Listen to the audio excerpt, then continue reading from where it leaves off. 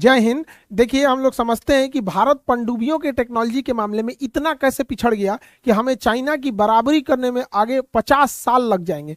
और हमारे नौसेना के अधिकारियों ने जो एयरक्राफ्ट कैरियर पे भरोसा दिखाया था, तो हमें एयरक्राफ्ट कैरियर के मामले में तो ठीक है, बट पनडुब्बी के मामले में इतने कैसे पिछड़ गए। देखिए, पनडुब्बी को हम साइलेंट किलर कहते हैं। ये पानी के अंदर रहती है, जिस वजह से ये ऑलरेडी स्टिल्ट हो जाती है। कोई रडार सेटेलाइट इसको पानी के अंदर नहीं पकड़ पाता है। बालाकोट सर्जिकल स्ट्राइक के समय हम लोग पाकिस्तान की पनडुब्बी को ट्रेस कर रहे थे, जो 21 दिन बाद ट्रैक हुई थी। सोचिए, 21 दिन लग गया था हमें पाकिस्तान की पनडुब्बी। 21 दिन में कोई हथियार, कोई पनडुब्बी कितना तबाही मचा सकता है, आप आइडिया लगाइए। तो इन पनडुब्बियों के बारे में हम लोग समझते हैं, ये पानी के अंदर चलती है। इसे चलाने के लिए इसके प्रोपेलर को घुमाना पड़ता है।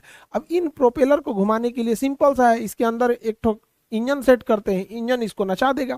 तो हम लोग एक इंजन लगा देते हैं, लेकिन जब इस पनडुब्बी को पानी के अंदर ले जाते हैं तो इंजन काम ही नहीं करेगा, क्योंकि इंजन को धुआं निकलने के लिए भी चाहिए और इसको एयर भी चाहिए, क्योंकि बिना ऑक्सीजन के तो फ्यूल जलेगा नहीं यहाँ पर।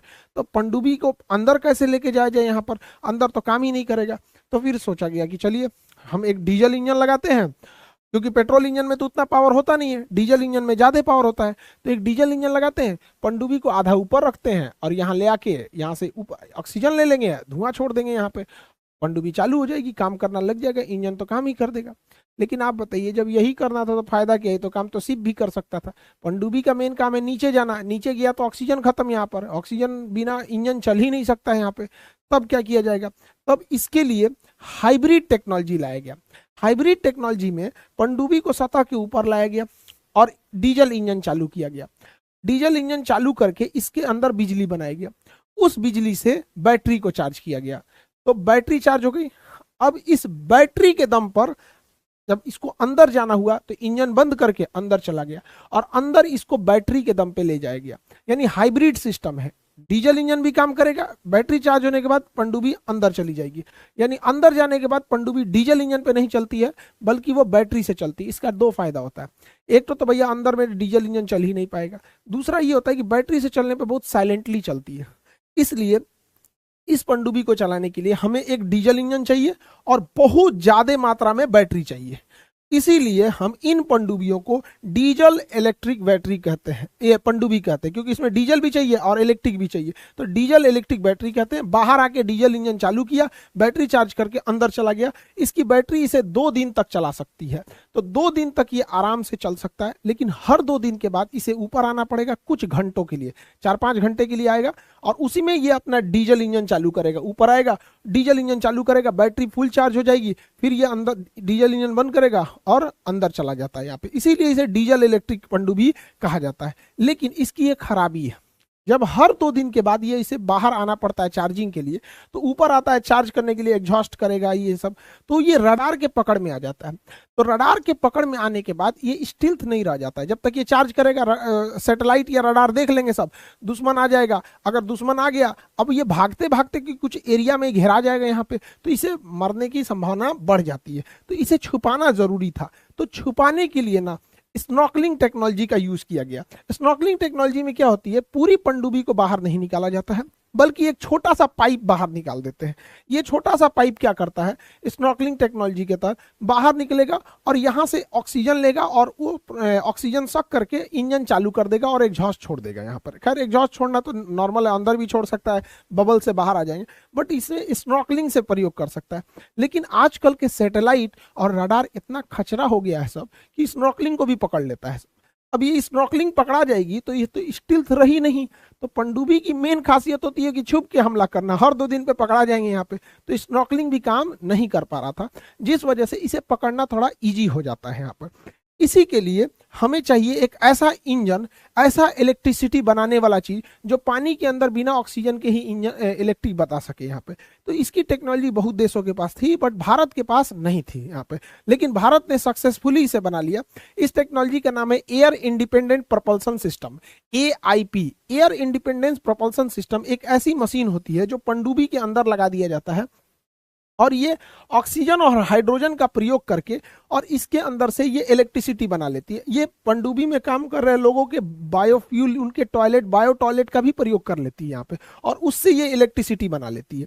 और जब ये इलेक्ट्रिसिटी बना लेती है तो इसे बाहर आने की जरूरत ही नहीं है, अंदर ही अंदर बना लेती है, इसीलिए इसका नाम ही है एयर इंडिपेंडेंट, हवा से कोई मतलब नहीं है यहाँ पे। तो ये अपने ऑक्सीजन हाइड्रोजन जनरेट करके बना लेती है और ये मशीन कहलाती है एआईपी टेक्नोलॉजी। अब एआईपी टेक्नोलॉजी के लिए बैटरी चार्ज करना है तो इंजन, डीजल इंजन चलाने की जरूरत नहीं है, तो बैटरी चार्ज करने के लिए पानी के अंदर ही एआईपी टेक्नोलॉजी से बैटरी चार्ज हो जाएगी। और जब ये बैटरी चार्ज हो जाएगी तो इसे बाहर आने की जरूरत ही नहीं है, एआईपी टेक्नोलॉजी से ही बिजली बनेगा और बिजली इसके रखे अंदर की बैटरी सारी बैटरी कंपार्टमेंट को चार्ज कर देगा, तो इसे बाहर आने की जरूरत नहीं है। ये जो हर 2 दिन पे बाहर आ जाता था चार्ज करने के लिए बैटरी, अब इसे बाहर नहीं आना पड़ेगा, बल्कि 15 दिन तक इसकी कैपेसिटी होती है कि 15 दिन तक ये बाहर नहीं आ पाएगा। सोचिए, इतना खतरनाक हथियार मिसाइलों से भरा हुआ, 15 दिन तक कोई देश इसे नहीं ढूंढ पाएगा, वो भी समुद्र में, तो कहां से कहां तबाही मचा के चला जाएगा। रडार कुछ नहीं कर पाएंगे, सैटेलाइट कुछ नहीं कर पाएंगे यहाँ पे। तो भारत की डीआरडीओ ने इस एआईपी टेक्नोलॉजी को बना लिया है। दुनिया में बहुत सारे देशों के पास एआईपी टेक्नोलॉजी है और एआईपी कई कैटेगरी का होता है। उसमें सबसे शांत ढंग से काम करने वाला, बिना वाइब्रेशन के, बिना शोर मचाए काम करने वाला जो एआईपी है, क्योंकि वाइब्रेशन करेगा ना तो सोनार में पकड़ में आ जाएगा, तो वो होता है फ्यूल सेल टाइप का। तो डीआरडीओ ने जो बनाया है एआईपी, उसका नाम है फ्यूल सेल एआईपी टेक्नोलॉजी। अब डीआरडीओ एक रिसर्च संस्था है, वो रिसर्च कर देगी, प्रोडक्शन नहीं करेगी, तो वो डीआरडीओ रिसर्च करके प्रोडक्शन यानी उत्पादन की जिम्मेदारी एलएनटी को दे दी है। अब ये एलएनटी इसका उत्पादन करेगी, भारी भरकम बिजली घर का, जिसका नाम एआईपी है, और इसे हम अपनी पनडुब्बियों में फिट करेंगे। हमारे पास जो अभी के समय में बेहतरीन पनडुब्बियां हैं वो फ्रांस की बनी हुई पनडुब्बी है, तो हम इस मशीन को फ्रांस के पास भेजेंगे, क्योंकि फ्रांस अपनी, और पनडुब्बियों को भी फ्रांस में भेजेंगे कि भैया इसमें उतना बड़ा जगह बनाओ और इसको उसमें फिट करो। तो उसे हम रेट्रो फिटिंग कहते हैं। रेट्रो फिटिंग क्या होती है कि पुरानी मशीन में जब नई टेक्नोलॉजी को इनबिल्ट करते हैं तो उस क्रिया को हम रेट्रोफिटिंग कहते हैं। तो हम अपनी कलवरी क्लास की पनडुब्बियों को जो फ्रांस से खरीद के लाए हैं, पनडुब्बी और एआईपी दोनों भेज देंगे फ्रांस में, वो वहां पे जाके रेट्रोफिटिंग करेगा। तो जो हमारी पुरानी कन्वेंशन पनडुब्बियां थी, कन्वेंशनल पनडुब्बियां चाहे पूरी तरह से बाहर आए या स्नॉर्कलिंग करें, हर 2 दिन पे आएंगी और सैटेलाइट से पकड़ में आ जाएंगी, इसलिए इनका कोई खास रोल रहा नहीं आज के जमाने में। तो इसलिए एआईपी जरूरी है। एआईपी से ये 15 दिन बाद निकलेंगी, तो 15 दिन तक छुपे हुए अपने मिशन को कर सकती है। एआईपी का भी बाप है न्यूक्लियर सबमरीन। न्यूक्लियर सबमरीन 3 महीना तक निकलबे नहीं करती है, हकीकत में तो इसको 10 साल तक भी नहीं निकलना है तो कोई दिक्कत नहीं, बट इसका भोजन खत्म हो जाता है, क्योंकि सप्लाई आखिर रहेगा ना 3 महीने की, इसके गोदाम में 3 महीने तक का ही खाना भरा होता है, मेडिकल किट, या 3 महीने, तो ये 3 महीने तक रह सकती है, बट ये 10 साल भी रह सकती है। बट ये 3 महीने पे आती क्यों है, तो भैया इसको खाना पीना भरने के लिए डॉक करना पड़ता है। अगर खाना पीना की सप्लाई अगर बीच रास्ते में कर दिए, देखिए बीच रास्ते में करिए या डॉक पे आके कीजिए, निकलना तो बाहर पड़ेगा ही पड़ेगा। अब 3 महीने बाद ही ये डिटेक्ट होगी, बट सोचिए 3 महीने तक गायब रहिएगा, पूरी समुद्र के अंदर कहां से कहां चला जाएगा, दुनिया का चक्कर लगा के चलाएगा। तो सबसे बेहतरीन हो जाती है वो होती है न्यूक्लियर सबमरीन। तो कन्वेंशनल हर 2 दिन पे निकलेगी, एआईपी टेक्नोलॉजी वाली 15 दिन पे निकलेगी, और ये 3 महीने से भी ज्यादा रह सकती है भोजन के वजह से। अब ये जो सबमरीन होती है न्यूक्लियर सबमरीन, ये भी 2 टाइप की होती है। न्यूक्लियर सबमरीन में कुछ सबमरीन अटैक सबमरीन होती हैं जो टॉर्पीडो मारती है, पानी के अंदर चलने वाले मिसाइल को टॉर्पीडो कहते हैं। ये टॉर्पीडो मारती है, अंदर अंदर अटैक करती है, टॉर्पीडो मार के किसी भी दुश्मन के शिप को गिरा देती है। यहाँ देखिएगा आप, ये टॉर्पीडो के आने का निशान भी है, यहाँ पे आपको दिख रहा होगा, यहाँ पे टॉर्पीडो आके इसे हिट कर दिया है, तो इसे हम अटैक सबमरीन कहते हैं। ये दुश्मन के शिप या दूसरी पनडुब्बियों को मार के गिरा देती हैं। और एक होती है न्यूक्लियर सबमरीन में ही मिसाइल सबमरीन, तो वो अटैक नहीं करती हैं, बल्कि उनके ऊपर में ना मिसाइल ट्यूब्स रखे होते हैं यहाँ पर, और इसमें से अचानक मिसाइल निकलता है और धड़ाधड़, देखिए समुंदर है, नीचे क्या दिख रहा है, समुंदर, कहां से मिसाइल आ रहा है किसी को पता नहीं, और ये मार के किधर चली जाएगी पता ही नहीं चलेगा। तो ये जो होता है ना, ये दूसरे देश को डराने के लिए होता है। किसी देश के आगे ले आके समुंदर के नीचे खड़ा कर दीजिए अपना न्यूक्लियर मिसाइल सबमरीन, मारेगा, परमाणु बम वगैरह मार देगा। इससे फायदा क्या होता है कि हम लोग सेकंड स्ट्राइक कर सकते हैं। जैसे हमारे देश के ऊपर अचानक 30-40 ठो परमाणु बम मार दिया कोई, पूरा देश से उड़ जाएगा, तो कौन हमला करेगा, जवाब कौन देगा? तो हमारी जो न्यूक्लियर सबमरीन है, जो मिसाइल लेके घूम रही हैं, वो मारेंगी, फिर सेकंड स्ट्राइक मारेंगी यहाँ पर, और वो पानी के नीचे से मारेंगी जो देश ने परमाणु बम मारा है। समझ में आएगी नहीं? तो ये सेकंड स्ट्राइक के काम में आता है, युद्ध के काम में नहीं आएगा, एकदम लास्ट ऑप्शन होता है। तो सबसे खतरनाक जो पनडुब्बियां होती हैं वो आपकी न्यूक्लियर सबमरीन होती है। किसी भी देश को, भारत को भी अपने सुरक्षा के लिए, नेवल सुरक्षा के लिए पनडुब्बी के 4 लेयर की जरूरत है। जो पहला लेयर है वो फर्स्ट लेयर जो होना चाहिए वो होना चाहिए कन्वेंशन सबमरीन का, जो स्नॉर्कलिंग की टेक्नोलॉजी का प्रयोग करके हर 2 दिन पे बाहर आएगी। तो ये हमें भारत के बॉर्डर एरियाज में डिप्यूट करना चाहिए। जो डीप सी में जाएगा वो एआईपी इक्विप्ड होना चाहिए ताकि 15 दिन तक बिना निकले वो काम कर सके।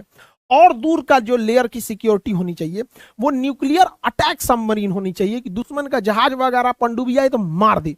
और एकदम डीप ब्लू ओशियन होना चाहिए एकदम दूर दूर तक, तो वो होनी चाहिए न्यूक्लियर मिसाइल। तो 4 टाइप की, कन्वेंशनल पास में हो गई, एआईपी टेक्नोलॉजी मिडिल में हो गई, न्यूक्लियर अटैक और दूर हो गई, एकदम दूर रहना तो न्यूक्लियर मिसाइल। तो हमारे पास चाहिए 4 लेयर की सिक्योरिटी, जबकि भारत के पास 4 लेयर की सिक्योरिटी नहीं है। हमारे पास न्यूक्लियर अटैक सबमरीन नहीं है और हमारे पास एआईपी अभी भी किसी में इंस्टॉल नहीं है। तो हमारे पास एक कन्वेंशनल सबमरीन है और नहीं तो फिर मिसाइल मारने वाली, अटैक नहीं है। तो जबकि हमें चाहिए 4। आप लोग को क्या लगता है कि भारत सरकार को इन 4 लेयर पे सोचना चाहिए कि नहीं? जबकि हमारा दुश्मन जो है चाइना, उसके पास 4 लेयर की सिक्योरिटी है यहाँ पर, और उसके पास हमसे 4 गुना ज्यादा पनडुब्बियां हैं और परमाणु पनडुब्बियों का जखीरा है, एआईपी टेक्नोलॉजी की पनडुब्बियों का उसके पास जखीरा है। यहाँ पर पूरी दुनिया को चौंका के रखा है चाइना ने। लेकिन चाइना के पास जब इतनी पनडुब्बियां हैं तो आखिर हमें अपनी सुरक्षा कैसे करना है? पनडुब्बी खतरनाक है बट पनडुब्बी को भी तो मारा जा सकता है। तो इसके लिए हम अमेरिका के 2 जहाजों का यूज करते हैं। एक हेलीकॉप्टर है रोमियो हेलीकॉप्टर, ठीक है, और एक जहाज है जिसका नाम है P8I पोसाइडन। ये हेलीकॉप्टर के नीचे रडार लगा होता है, सोनार, और इसके अंदर भी बहुत हाई फ्रीक्वेंसी के सोनार वगैरह लगे होते हैं। ये पानी के नीचे पनडुब्बियों का पता करते हैं, और अगर मान के चलिए इन्हें आभास हो जाता है कि नहीं गहराई पे शायद पनडुब्बी है, तो ये सोनो बॉयस नीचे गिरा देते हैं। इक्विपमेंट होता है एक तो सोनो बॉयस, ये क्या करते हैं नीचे सोनो बॉयस गिरा देते हैं समुद्र के अंदर। वो समुद्र के अंदर गिर के तरंगे छोड़ता है और पता लगा लेता है कि कहीं कोई पनडुब्बी तो है कि नहीं यहाँ पे। तो अगर कोई बाहर से स्नॉर्कलिंग से जांच कर रहा होगा या बाहर निकल के चार्ज कर रहा होगा तो उसको पकड़ लेगा। लेकिन एआईपी इक्विप होगा या परमाणु पनडुब्बी होगी तो निकलेगी ही नहीं। तो ये ऊपर ऊपर पूरे रडार से, हाई पावर के रडार से देख लेता है, और नहीं तो सोनो बॉयस गिरा के अंदर तक में देख लेता है। और इसके अंदर पूरा कमांड सेंटर होता है, पूरा कमांड सेंटर। जैसे ही इन लोग को कोई पनडुब्बी दिखती है कहां पे है, तुरंत उसका लोकेशन अगल बगल के जहाजों को दे दिया जाता है कि जाके मारो। अब जो पहले पहुंच गया वो जाके उसे मारता है। सपोज कोई हेलीकॉप्टर था तो हेलीकॉप्टर उसको टारपीडो गिरा देगा। टारपीडो पानी में घुस के मार करने वाली मिसाइल होती है, तो हेलीकॉप्टर मार के गिरा देगा। अगर नेवी का कोई जहाज है तो जहाज उसको मार के टारपीडो से गिरा देगा। अगर कोई पनडुब्बी उस दुश्मन की पनडुब्बी के पास है तो वो अपने टारपीडो से मार के गिरा देगी। कोई नेवी का शिप है तो शिप के ऊपर भी टारपीडो लगा होता है, कहीं से मार के गिरा दिया जाएगा जहां भी पकड़ में आएगा तो, और ये जाके दुश्मन की पनडुब्बी को तहस नहस कर देता है। तो हमारे पास एंटी सबमरीन वारफेयर में हम चाइना के आगे हैं, बट सबमरीन के मामले में हम चाइना के पीछे हैं। हमसे ज्यादा सबमरीन है चाइना के पास, बट मारने की क्षमता चाइना से बेहतर है हमारे पास यहाँ पर, तो हम इसे मार सकते हैं। कई बार पनडुब्बियां काफी पास में आ जाती हैं तो उन पर टारपीडो नहीं काम करता है, एकदम पास में आ जाएगी। जैसे इंडियन नेवी का मान के चलिए जहाज है और नीचे अचानक कोई पनडुब्बी आ गई, तो उसके लिए डेप्थ चार्ज का प्रयोग किया जाता है। किसी भी डिस्ट्रॉयर, कॉर्बेट या फ्रिगेट जहाजों पे देखेंगे ऐसे गोल गोल सर्किल बना होता है। अब इसको जूम करके दिखाते हैं, ये इसे डेप्थ चार्ज कहते हैं। इसके अंदर बारूद भरा होता है और जिस एरिया में चारों ओर घूम सकते हैं, जिन्हें इन्हें कोऑर्डिनेट मिलता है कि इधर दुश्मन की पनडुब्बी है, धड़ धड़ धड़ धड़ यहाँ पे डेप्थ चार्जर फेंक देते हैं। ये डेप्थ चार्जर बड़े खतरनाक होते हैं। जब हम इन डेप्थ चार्जरों को फेंकते हैं